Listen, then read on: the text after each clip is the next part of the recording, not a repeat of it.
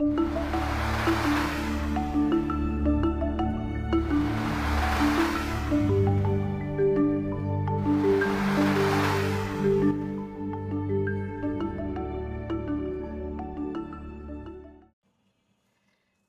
Two wellness ওয়েবস। এটি আমাদের স্বাস্থ্য বিষয়ক নিয়মিত পডকাস্ট। আমরা প্রতিবারই এখানে নতুন নতুন টপিক ও নতুন অতিথিদের নিয়ে আপনাদের সামনে আসব। আমরা সবাই জানি গত 8ই মার্চ ছিল ইন্টারন্যাশনাল উইমেন্স ডে, বিশ্ব নারী দিবস। সেই জন্যই এবার আমাদের স্টুডিওতে অতিথি হিসেবে আমরা আমন্ত্রণ জানিয়েছি একজন সফল দন্ত নারী চিকিৎসক, ডক্টর শারমিন সুলতানা রিজভী। কেমন আছিস রিজভী? এই তো ভালো। তুই ভালো আছিস? আছি রে, ভালো আছি। অনেকদিন পর একসাথে হলাম আমরা। সেই আগে আমরা একসাথে হোস্টেলে থাকা, সেই আড্ডা, কলেজের আড্ডা আসলে এখন অনেক মিস করি।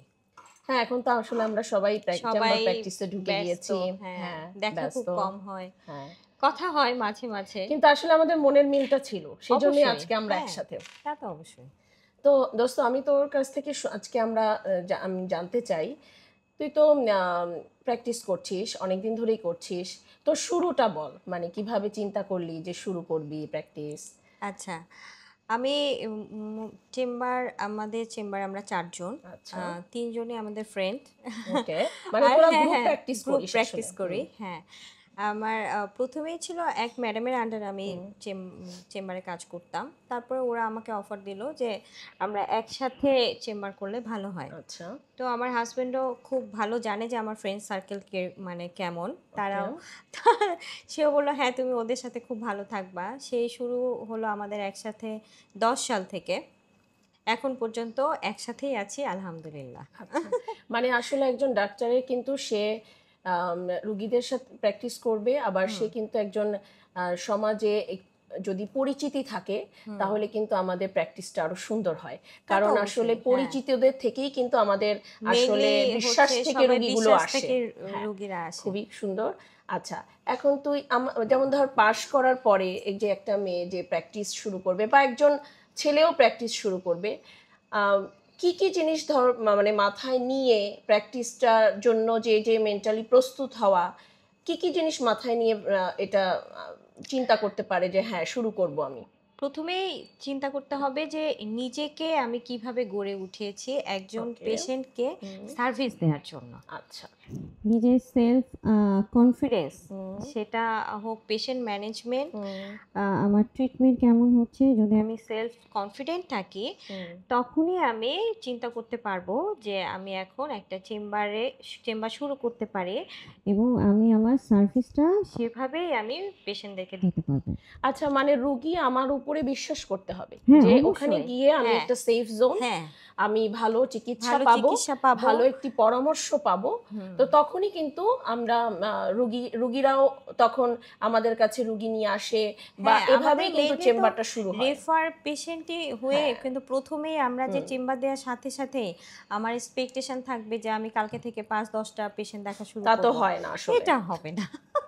ধৈর্য ধরতে হবে, ধৈর্য ধরতে হবে, আমার ডেডিকেশন থাকতে হবে, আমাকে রেগুলার চেম্বার টাইম যেটা সেই টাইমটা মেনটেন করতে হবে। মানে চেম্বারে রুগী না থাকলেও চেম্বারে আসলে সময় দিতে হবে, আমাকে বসে থাকতে হবে। এমন না যে আমার অ্যাটেন্ডেন্স আছে, আমার পেশেন্ট আসলো আমাকে ফোন দিল তারপরে আমি গেলাম, না, এভাবে হবে না। তাহলে এটা খুবই কিন্তু গুরুত্বপূর্ণ আমার ব্যাপার। ডেডিকেশন থাকতে হবে যে আমি 5টা থেকে রাত 10টা, ওই সময় আমি 5টা থেকে রাত 10টা, এখন সকালেও বসি, তো ওই সময় আমি একদম এক্সাক্ট 5টা মানে 5টায় আমি চেম্বারে ঢুকবো এবং 10টায় আমি বের হয়ে আসবো। মানে রোগী না থাকলেও তুই চেম্বারে থাকিস?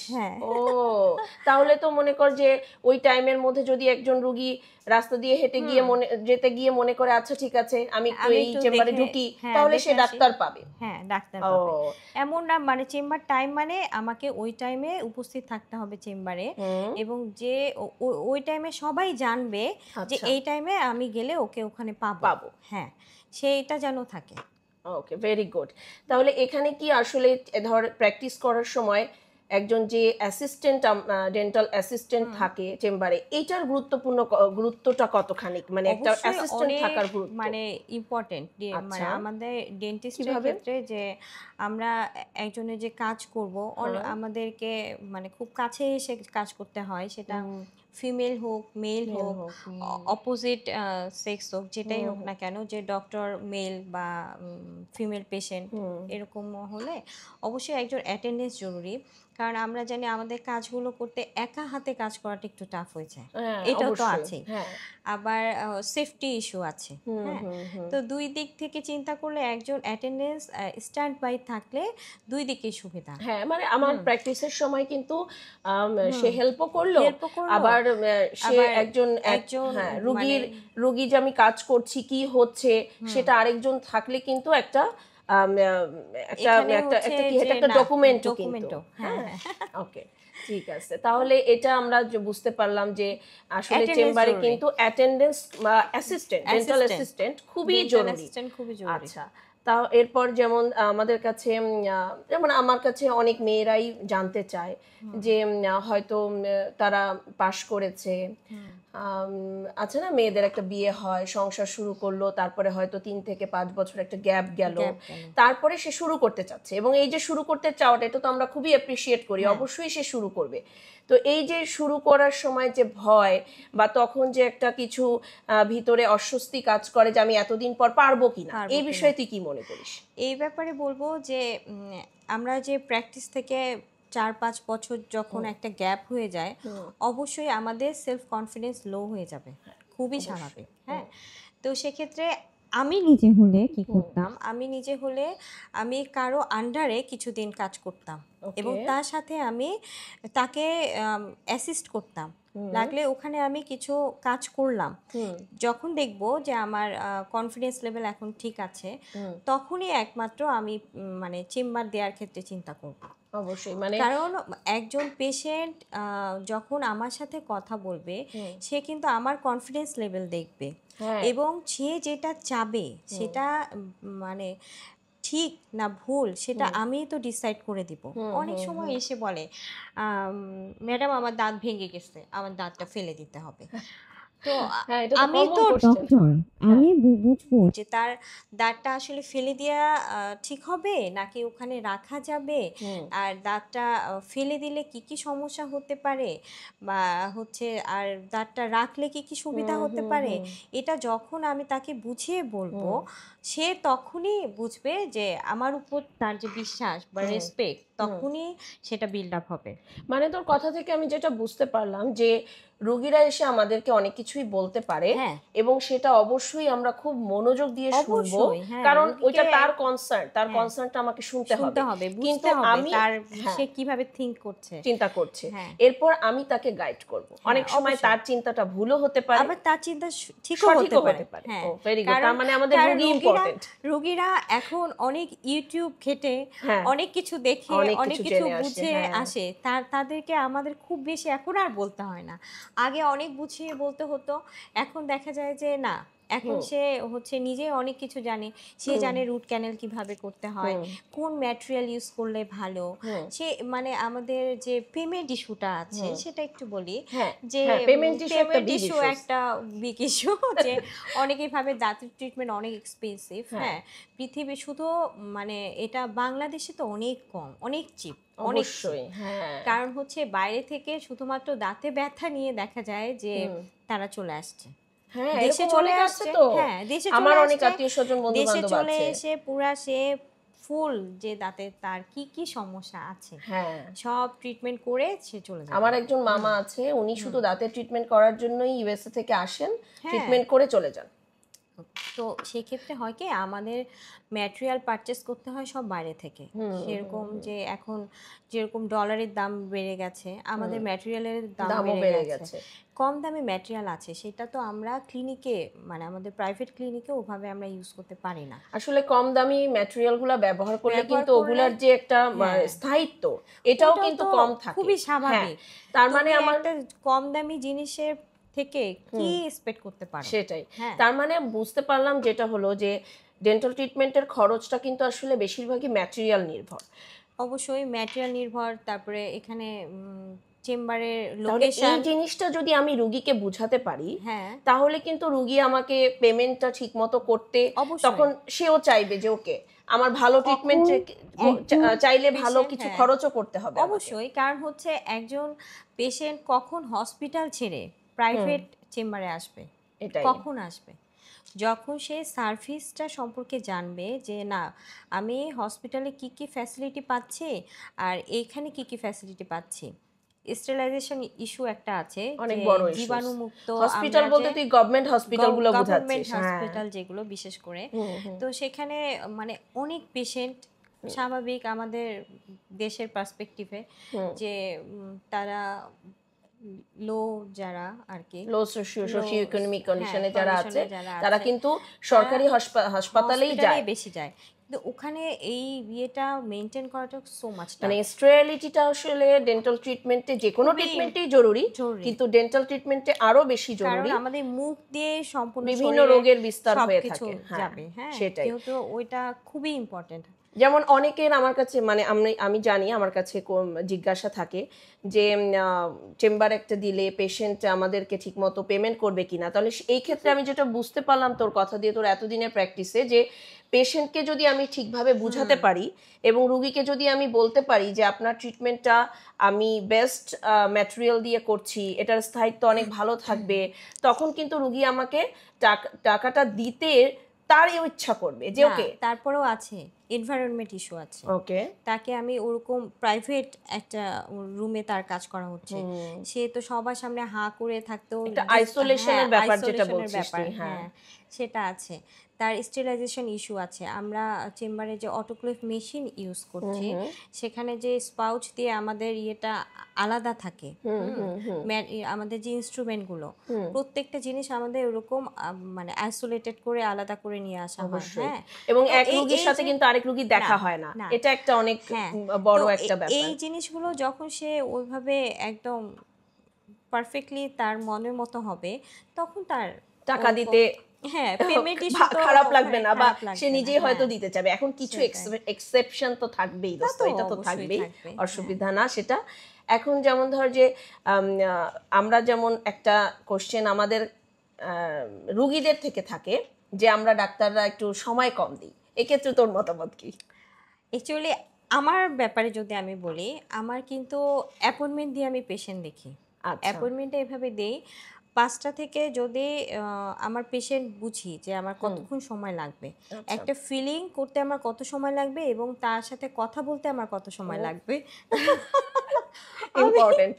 আমি এই টাইমটা যখন বুঝে ফেলবো, তখন আমি ওই টাইমটা আমি পেশেন্টকে দিয়ে দিই যে 5টা থেকে 6টা একজন, 6টা থেকে 7টা একজন, বা তারপরেও যদি বেশি সময় লাগে তখন ওইভাবে আমি টাইমটা দেয়া থাকি। এই জন্য সময় কমের ব্যাপারটা আমি কোনোভাবে ইয়ে করব না। মানে এইখানে যে এই সময়টা রুগীকে দেওয়া, এটাও যে আসলে একটা ইনভেস্টমেন্ট। অবশ্যই, হ্যাঁ। এবং এই কারণ রুগীটাও বুঝলো যে আমাকে ডক্টর সময় দিল। কারণ হচ্ছে দাঁতের সম্পর্কে অনেকেই দেখা যাচ্ছে জানে না, মানে এসে বলবে এটা করতে হবে, এটা করতে হবে, আমি জানি অমুক তা করছে, অমুকের আমি অনেক রেফারেন্স দিবে। আবার বলবে যে স্কেলিং তো আমি কখনোই করাবো না, স্কেলিং করালে আমার দাঁত পাতলা হয়ে যাবে, আমার দাঁত ফাঁকা হয়ে যাবে, আমার দাঁত পড়ে যাবে। একজন স্কেলিং করার পরে দাঁত নড়ে গেছে, এটা তো একদম কমন কোশ্চেন। হ্যাঁ, তখন তো আমাকে তাকে জিনিসটা বুঝাতে হবে, সেটা আমাকে টাইম লাগবে। তাকে যদি আমি না বুঝাই যে এই যে আপনি স্কেলিংটা না করলে কি হবে, হ্যাঁ, আর কেন করতে হবে, মুখে এই যে পাথর জমে গেছে, পাথরটা আপনার মুখে কি কি সমস্যা ক্রিয়েট করছে এবং কেন আপনার দাঁতটা নড়ে গেল। আমি স্কেলিং করার জন্য আপনার দাঁত নড়ে যায়নি, আপনার দাঁতটা দীর্ঘ সময় পাথর দিয়ে আবরণ থাকার কারণে নড়ে গেছে। হ্যাঁ, সেই জিনিসটা যখনই সে বুঝবে, বলবে আমাকে তাড়াতাড়ি স্কেলিং করে দাও। অবশ্যই, মানে এই মোট কথা হলো রুগীকে যদি আমি বুঝাতে পারি, কাউন্সেলিং করতে পারি ঠিকমতো, কাউন্সেলিং এর অবশ্যই সময় দিতে হবে। হ্যাঁ, এটা আসলে এক ধরনের ইনভেস্টমেন্ট। এটা যদি আমরা মাথায় রাখি, রুগী তখন আমাদের কাছে আসবে এবং টাকাও দিয়ে যাবে। টাইম টাইম ইনভেস্ট করতে হবে, সেখানে তোমার কাজটাও ঠিক রাখতে হবে, এবং কাজটা আমাদের এখন তো ওই ক্যামেরা থাকে, আমরা তো ছবি তুলে দেখাতেই পারি যে কোন দাঁতে, এখন আর বলার অপশন নাই যে আমি এই দাঁতে ব্যথা নিয়ে গিয়েছিলাম, আমাকে অন্য দাঁতে কাজ করিয়ে দিয়েছে। এটা অনেক আগে ছিল। এখন এক্স্যাক্ট যেই দাঁতে উনি ব্যথা নিয়ে আসে সেই দাঁতে ছবি তুলে ওনাকে দেখানো হয় before treatment and after treatment. এখন কোনো সমস্যা নাই যে হচ্ছে ওই যে আমাদেরকে যে আগে ব্লেম দিত, না না আপনি আমার এই দাঁতে কেন ফিলিং করলেন, আমি তো এই দাঁতের ফিলিং নিয়ে আসিনি, এটা বলার কোনো মানে এই যে ডকুমেন্টেশন এটাও ইম্পর্টেন্ট রোগীর আস্থা অর্জনের জন্য, তাই না? এবং সাথে সাথে এটা ওনার মোবাইলে ট্রান্সফার করে দেওয়া হয় যে আপনার কাছেও ডকুমেন্ট থাকলো যে আপনি কি কি কাজ করিয়ে গেলেন আমার কাছে। আচ্ছা দেখ, এখন তুই তো এতদিন ধরে প্র্যাকটিস করছিস, আমরা দুইজনই কিন্তু প্র্যাকটিসে আমাদের অনেক চ্যালেঞ্জ নিতে হয়, তাই না? সবসময় তো একই রকমের রুগী আসলে আসে না। অ্যাকিউট যে ম্যানেজমেন্টগুলো বা চ্যালেঞ্জ যে নেওয়াটা, এই ব্যাপারটা নিয়ে তুই কেমন করে ওই সময়গুলা ডিল করিস? আমার কাছে সবচেয়ে বেশি মানে পেশেন্ট ভয় পায় যেটা, মানে ফোবিয়া, ডেন্টাল ফোবিয়া তো অবশ্যই আছে, ইনজেকশন। তারা ইনজেকশন দিবে না, সেটা আমাকে ম্যানেজ করতে হবে। এখন ইনজেকশন কিভাবে তাকে দেয়া যায়, ওই যে একটা কথা আছে না, ভোকালো লোকালের সাথে ভোকাল। তো আমার মানে ওনাকে আমার বলতে হয় যে আপনি আমার কাছে, এটা সত্যি যে বাচ্চারা এসে পর্যন্ত বলে যে আন্টি আমি ইনজেকশন দিয়ে কি দাঁত ফেলবো, তাহলে আপনি বলেন যে কেন হচ্ছে, এটা বলবেন পেশেন্ট এডুকেশনের পার্ট। যে আপনি আমাকে বলেন যে একটা বাচ্চা যদি আমার কাছে এসে বলে যে আমি ইনজেকশন দিয়ে দাঁত ফেলতে চাই, তাহলে আপনি কি হচ্ছে ইনজেকশন দিতে দিবেন না? আপনি যদি ব্যথা পান আমি সাথে সাথে সরাই নিব। এবং মানে এই একটা বাচ্চা পেশেন্টকেও আমি এভাবে বলি যে তুমি যদি ব্যথা পাও আমি সাথে সরাই নিব, এবং এই জিনিসটা তোমার একটু ব্যথা লাগবে। তার মানে হচ্ছে আমি যখন এটা করব তাকে আমার তার সাথে অনেক কথা বলতে হবে, অবশ্যই তাকে বুঝাতে হবে, কন্টিনিউয়াস তাকে যদি আমি কমফোর্ট দিতে পারি তখনই কিন্তু কাজ করার সময় উনি বলতে হবে যে হ্যাঁ আপনি এই জায়গায় এখন একটু ব্যথা পাবেন। সব জায়গায় যে আপনাকে একদম পেইনলেস ভাবে আমি কাজ করতে পারবো তা না, কিছু জায়গায় অবশ্যই ব্যথা লাগবে এবং এটা টলারেবল। আপনাকে এটা আগে থেকে আমি বলে রাখলাম যেন আপনি মেন্টালি ওভাবে প্রিপেয়ার থাকেন যে আপনি এখন ব্যথা পেতে পারেন। হ্যাঁ, তাহলে ওনারা চিন্তা করে হ্যাঁ আমি অনেক ব্যথা পাবো, যখন দেখে যে অল্প ব্যথা তখন খুশি হয়ে যায়। মানে একটা প্রসিডিউরের আগে একটা পেশেন্ট প্রিপারেশন যে কতটা ইম্পর্টেন্ট, এবং এখানেই কিন্তু রোগী আমাদের উপরে আস্থাটা অর্জন করলো। হ্যাঁ সেটাই। যেমন আমাকে কিন্তু, আমি যেহেতু ম্যাক্সিলোফেশিয়াল সার্জন, আমি তো শুধু সার্জারি নিয়েই থাকি। আমি কিন্তু আসলে প্র্যাকটিসটা চেম্বারেও শুধু সার্জারি করি, বাইরে হাসপাতালেও আমি সার্জারি করি। হ্যাঁ আমার চেম্বারে সার্জারি তুই করছিস। এক্স্যাক্টলি, সেটাই না, কোনো অসুবিধা নাই, আরো করে দিব। এখন দেখ যে হাসপাতালে যখন আমাদের সব রোগী কিন্তু একরকম হয় না, জেনারেল অ্যানেস্থেসিয়াতে অনেক রকম কমপ্লিকেশনস হয়, এই চ্যালেঞ্জগুলো আমাকে নিতে হয়। তো আমি কিন্তু এগুলো খুব এনজয় করি। কিভাবে এনজয় করি? আমি প্রতিদিন চিন্তা করি যে আমাকে এই জায়গায় আমার নলেজ বাড়াতে হবে, এক্সপার্টিস বাড়াতে হবে, তাহলে কিন্তু আমার ভয় লাগবে না। আমি এখন একটা বিপদে আমরা পড়তেই পারি, কিন্তু সেটা আমি কিভাবে ওভারকাম করব ওইটাও আমাকে জানা থাকতে হবে। হ্যাঁ তো এই জন্যই দেখা যায় যে আমাদেরও ব্যাপারগুলো যেরকম হয়, আমরা ডেইলি প্রতিদিনই দেখা যায় যে স্কেলিং, ফিলিং, রুট ক্যানেল এই পেশেন্টই বেশি আসে। এবং আমাদের এক্সপার্টিস বাড়ানোর জন্য এখন অনেক ধরনের ট্রেনিং প্রসিডিউর, প্রফেশনাল ট্রেনিং গুলো আছে। আমি যেরকম কিছুদিন আগে আসলাম মালয়েশিয়া গিয়েছিলাম, ওখানে যে feeling class 2 feeling, class 4 feeling, তার মানে তুই এখনো শিখতেছিস? হ্যাঁ, কারণ হচ্ছে আমার মনে হচ্ছে কিছু জিনিস, হ্যাঁ আমরা ওই প্রসিডিউরে কিন্তু ফিলিং গুলো করতাম, কিন্তু কিছু জিনিস তো আমি অবশ্যই শিখে আসছি, মানে কিছু টিপস যেটা তোকে আরো ভালো করতে হেল্প করছে, আরো অ্যাডভান্স করতে পারছি। তো সেক্ষেত্রে দেখা যায় যে আমার ওই ট্রেনিং গুলোর কারণে আমার সেলফ কনফিডেন্টটা আরো বেশি বিল্ড আপ হচ্ছে। সেটাই। তো রেগুলার একটা আমাদের আপডেট থাকাটা খুবই জরুরি আসলে। রেগুলার কোন ম্যাটেরিয়াল বের হচ্ছে, এবং এটা কিন্তু ইম্পর্টেন্ট। মানে শুধু ট্রিটমেন্ট প্রসিডিউর জানলে হবে না, এই যে তুই যে প্র্যাকটিস করছিস কোন ম্যাটেরিয়াল বাজারে আসছে এটাও কিন্তু তোকে জানতে হবে। সেই ম্যাটেরিয়ালের ব্রুশিয়ার যেটা থাকে সেটা আমাকে পড়তে হবে, যে ওইটা কিভাবে কাজ করতে হয়, এবং ওটা আমি যে আমার আগের হিসেবে আমি লাগালাম দিয়ে দিলাম, না, তা হবে না। অবশ্যই।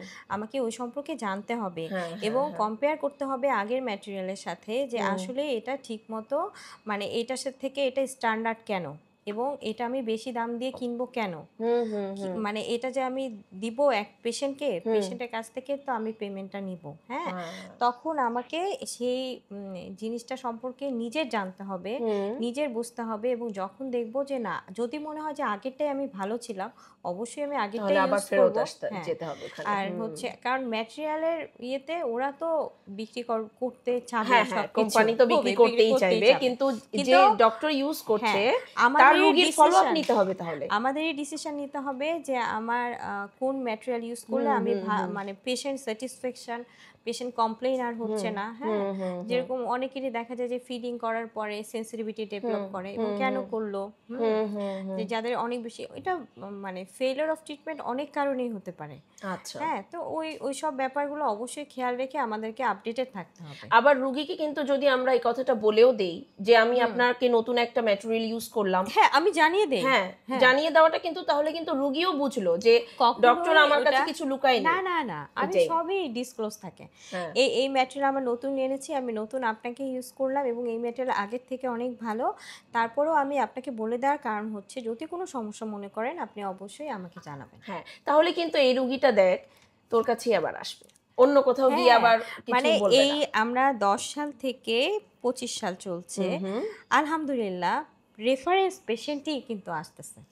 আমাদের মাঝখানে দেখা যায় যে 5 বছরের মতো বাইরে সাইনবোর্ডই ছিল না, তো বিশাল একটা ব্যাপার রে। কিন্তু আলহামদুলিল্লাহ আমি কিন্তু শুনেছি তোর কাছে কিন্তু ঢাকার বিভিন্ন দূর দূরান্ত থেকে রোগী আসে। তুই সেদিন বলতেছিলি মগবাজার থেকে একজন পেশেন্ট আসে।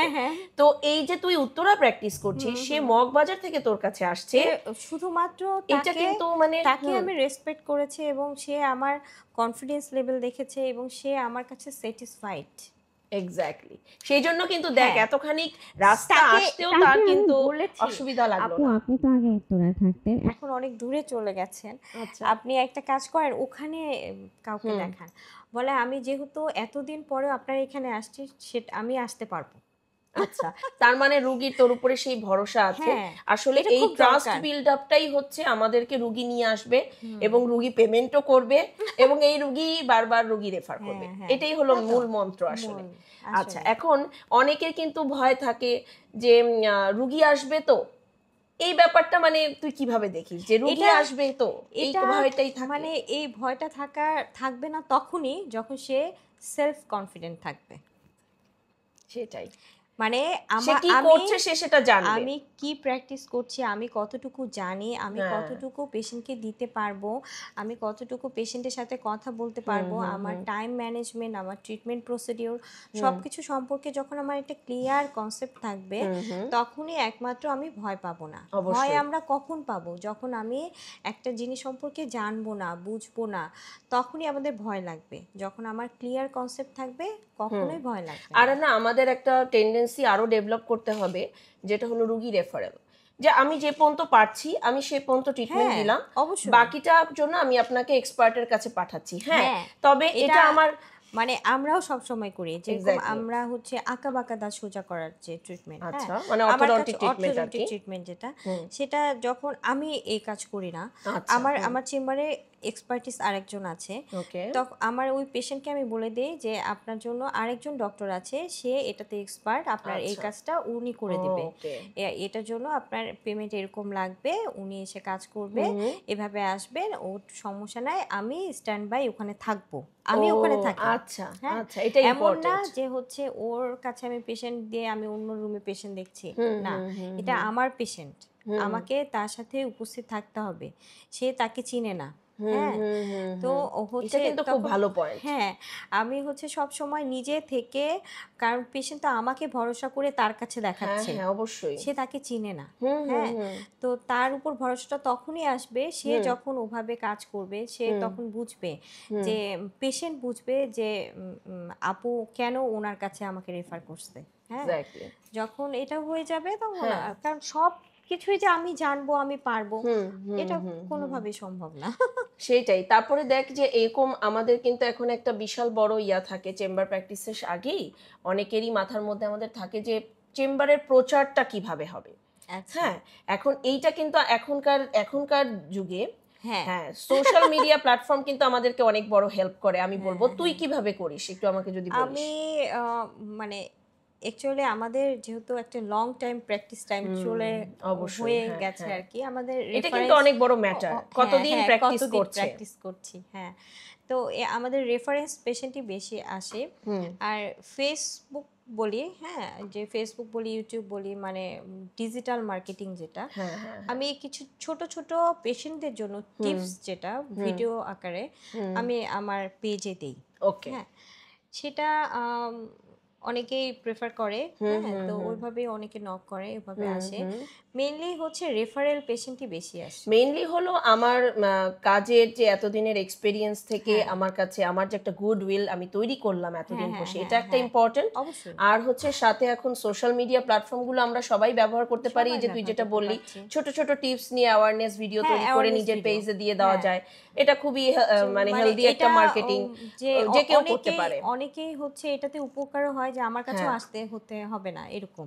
এক্স্যাক্টলি। আমি কিছুদিন আগে যে দিলাম যে কি আমাদের দুই দাঁতের মাঝে খাবার জমে যে ইনফেকশন এটার জন্য ব্যথা নিয়ে ম্যাক্সিমাম এই রমজান মাসে দেখা যায় ম্যাক্সিমাম পেশেন্টই যে দুই দাঁতের মাঝে ব্যথা নিয়ে আসে। কারণ কি, কারণ সেহরির পরে ঠিকমতো শুধু ওই জায়গাটা ক্লিন না হওয়ার কারণে ওখানে তো আমরা সারাদিন না খেয়ে থাকছি, মুখ শুকনা থাকছে, ওখানে ইনফেকশন হয়ে যাচ্ছে, এই ব্যথাটা নিয়ে আসছে। আমি যখন একটা টিপস দিলাম যে অবশ্যই সেহরির পরে দুই দাঁতের মাঝে পরিষ্কার করে ঘুমাতে হবে, এটা যদি কেউ ফলো করে এবং মেনে নেয় তাহলে কিন্তু তার আর আমার কাছে ওই ব্যথা নিয়ে আসতে হচ্ছে না।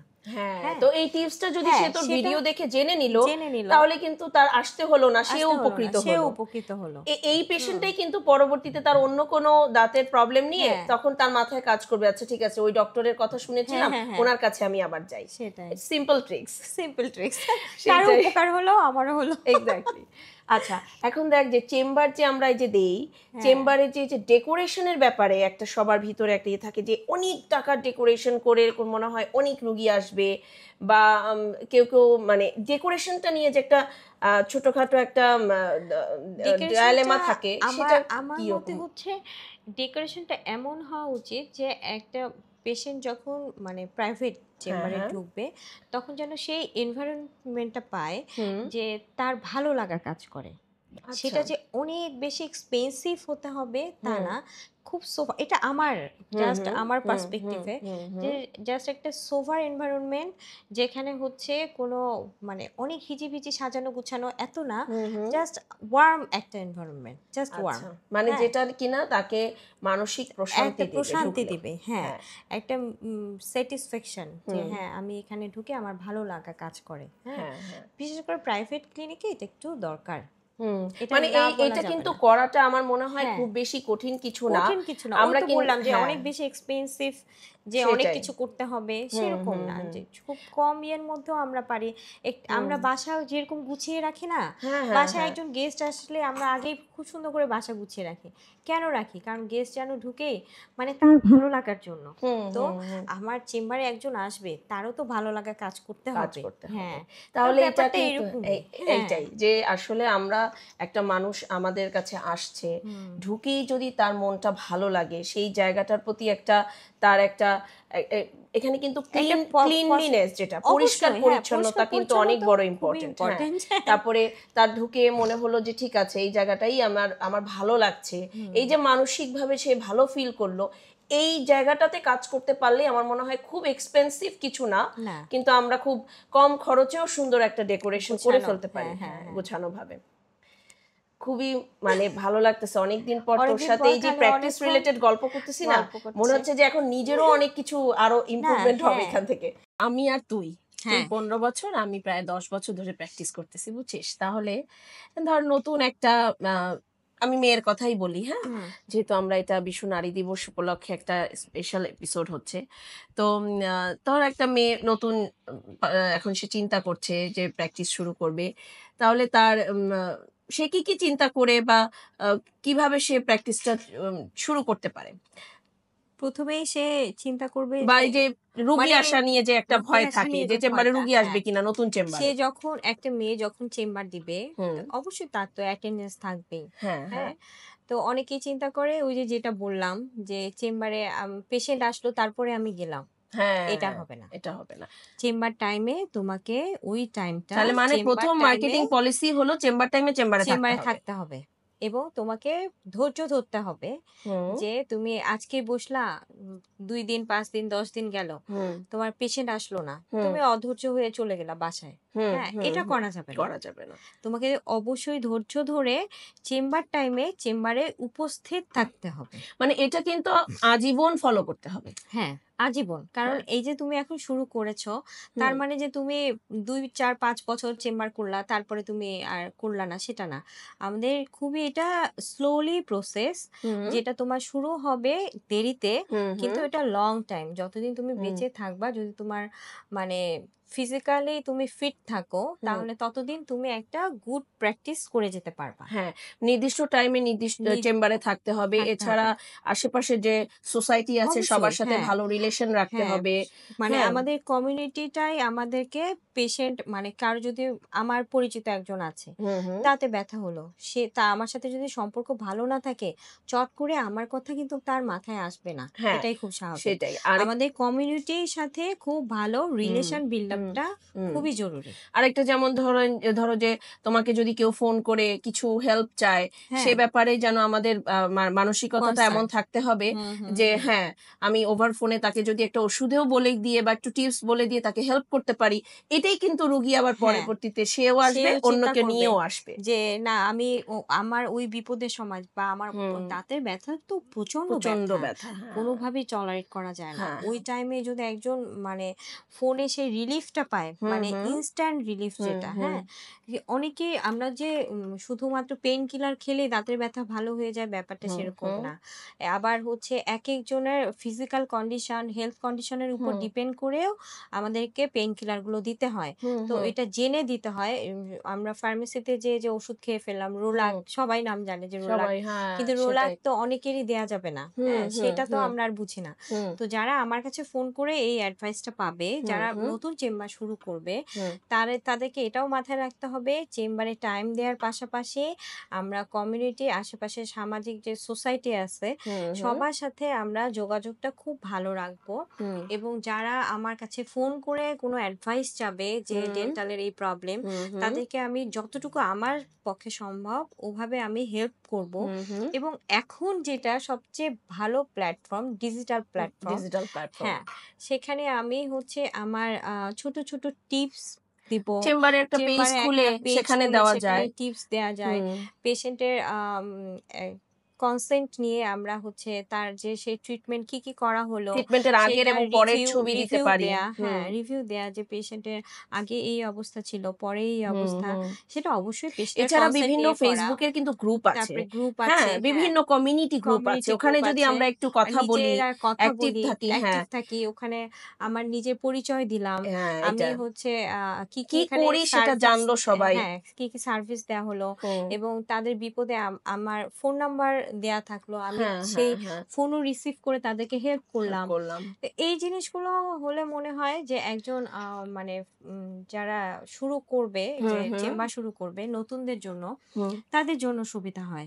তারপরে ধর চেম্বারের নাম এবং চেম্বারের যে প্লেস, এটা প্লেস, নিয়েও অনেকে চিন্তিত থাকে নতুন চেম্বার যারা দিচ্ছে। চেম্বারের নাম হুম হুম খুবই ইম্পর্টেন্ট, যেন চেম্বারের নাম দেখে বোঝা যায় যে এখানে দাঁতের ট্রিটমেন্ট করা দাঁতের হয়। ট্রিটমেন্ট হ্যাঁ, করা হয়। হ্যাঁ, দাঁতের তাহলে ছবি, কিন্তু একটু মার্কেটিংটা হ্যাঁ, খুব মানে ক্লিন খুব হলো যে ইজিলি এখানে কি কি সাইনবোর্ড হচ্ছে। দেখে বা হ্যাঁ দেখেও কিন্তু অনেকেই আসে যে এখানে সেটাই এই এই সাইনবোর্ডটা আছে, তার মানে এখানে একজন দাঁতের ডাক্তার বসে। বসেন। হ্যাঁ, আচ্ছা, আর প্লেসটা ইম্পর্টেন্ট কিরকম তুই মনে করিস? যে প্লেসটা ইম্পর্টেন্ট, একটু মানে কনভিনিয়েন্ট হয় যে মানে সবসময় চোখে পড়ে, হুম মানে হুম মেইন রোডের উপরে হলে বেশি ভালো। সবার আচ্ছা, জন্য তো অ্যাফোর্ড করা না পসিবল প্রথম হয় দিকে না। কিন্তু অনেকেরই এটা অনেকে পসিবল হয় না, পসিবল অনেকে হয় কিন্তু না। নিজের হ্যাঁ, বাসার নিচে নিজের চেম্বার বাসার দেয় নিচে দেয়। গলির ভিতরে, গলির ভিতরে ওটাও দিতে পারে, কিন্তু আমার মনে কারণ হয় শুরু করাটা জরুরি। শুরু করাটা প্রথমে জরুরি। শুরু হ্যাঁ, হোক, তারপর তো এটা প্রথম চেঞ্জও হতে পারে, হ্যাঁ, স্থান পরিবর্তন স্থান হতে পারে। পরিবর্তন হতে পারে। কারণ হচ্ছে গলির মধ্যে আমাকে আশেপাশে সবাই চিনে।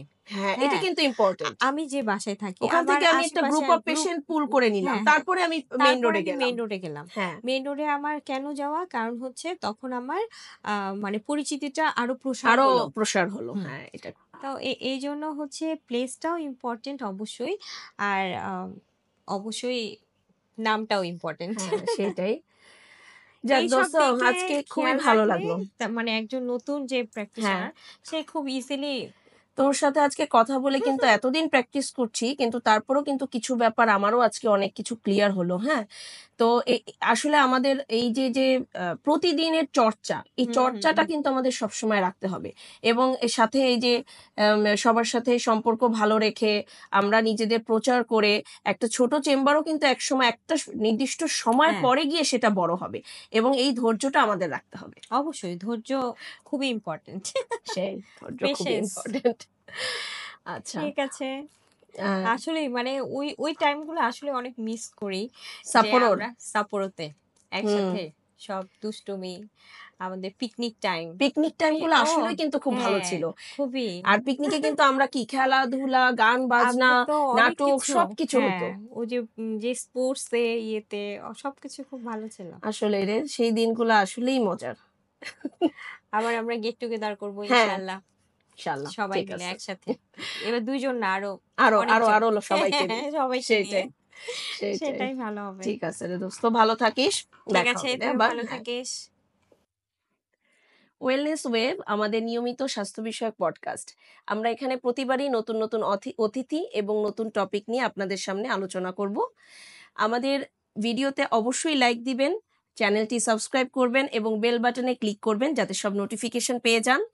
এবং আপনাদের মনে যত জিজ্ঞাসা থাকবে ডেসক্রিপশন বক্সে থাকা সোশ্যাল মিডিয়া হ্যান্ডেলগুলোতে আমাদের জানাবেন। আমরা আমাদের নিয়মিত প্রশ্নোত্তর পর্বে আপনাদের উত্তরগুলো দেওয়ার চেষ্টা করব। ধন্যবাদ, সবাই ভালো থাকবেন।